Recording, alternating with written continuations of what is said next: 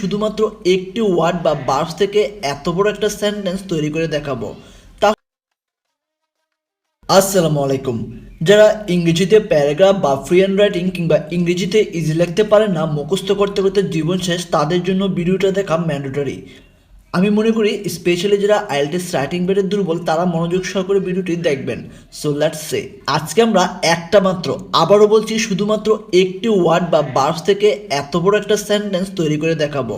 তাহলে আমরা একটা ভার্ব নিলাম, যেমন ধরো ইট।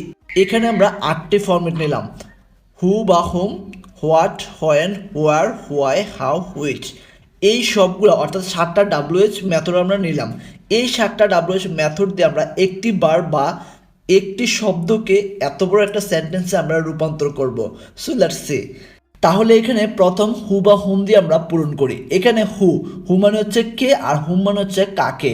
তাহলে আমরা যদি প্রথমে বলি আই ইট, মানে হচ্ছে আমি খাই, মানে হু দিয়ে আমরা প্রশ্ন করতেছি কে খায়, আই ইট মানে হচ্ছে আমি খাই। এখানে যদি আমরা হুমকে বলতাম তাহলে লিখতাম I it with my friend. আপাতত এটা আমরা না লিখলাম, এটা থাক। তাহলে আমরা লিখতে পারি কি আই ইট মানে হচ্ছে আমি খাই। তারপর হচ্ছে হোয়াট, সেটা কি খাই, আমরা বলতে পারি কি বার্গার খাই, ভাত খাই, বা চাইনিজ, বা যা মনে চায় সেটা আমরা বলতে পারি। তাহলে আমরা যদি বলি বার্গার, হোয়াট মানে হচ্ছে আই ইট বার্গার। তারপর হলো হোয়েন মানে হচ্ছে সময়, তাহলে সেটা কখন খাই, সকাল, বিকাল বা রাত। যদি আমরা সেটাকে দুপুর ধরি তাহলে বলবো কি I it at lunch time. তারপর হচ্ছে হোয়ার, হোয়ার মানে হচ্ছে কোথায় খাই, সেটা রেস্টুরেন্ট হইতে পারে, সেটা বাড়িতে হইতে পারে, তাহলে বলবো কি I it in the restaurant, I it in the home.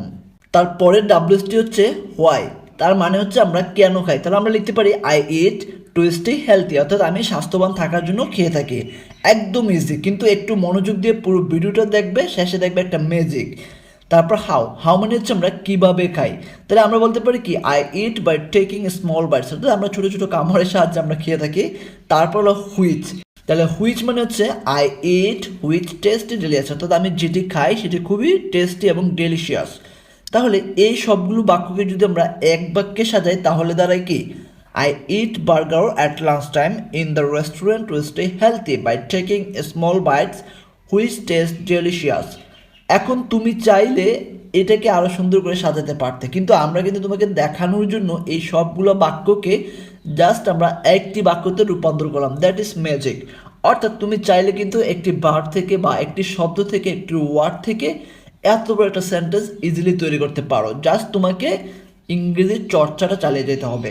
তো এখন তুমি চাইলে এটাকে আরও বড় করতে পারবে তার রেজাল্ট বা কন্ডিশন অ্যাড করে। মানে আমি কিন্তু চাইলে এই বাক্যটাকে বা এই ওয়ার্ডটাকে দিয়ে 2 পৃষ্ঠা লিখতে পারবো, কিন্তু তোমাকে দেখানোর জন্য আমি একটা সেন্টেন্স দেখালাম জাস্ট। এখন এটাকে যদি আমি আরেকটু বড় করতে চাই, সেটার সাথে আমি রেজাল্ট বা কন্ডিশন অ্যাড করতে পারি।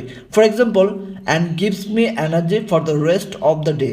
এইভাবে তুমি একটা করে ভার্ব নেবা, তারপর এই 8টা কন্ডিশনে বাক্য বানাবা, তারপর সবগুলো বাক্য এক বাক্যে জুড়ে দেবা। এইভাবে 1 মাস প্র্যাকটিস করলে দেখবা ইংরেজির যে কোনো বিষয়ের উপর তুমি কয়েক পেজ অনায়াসে লিখে ফেলতে পারবে।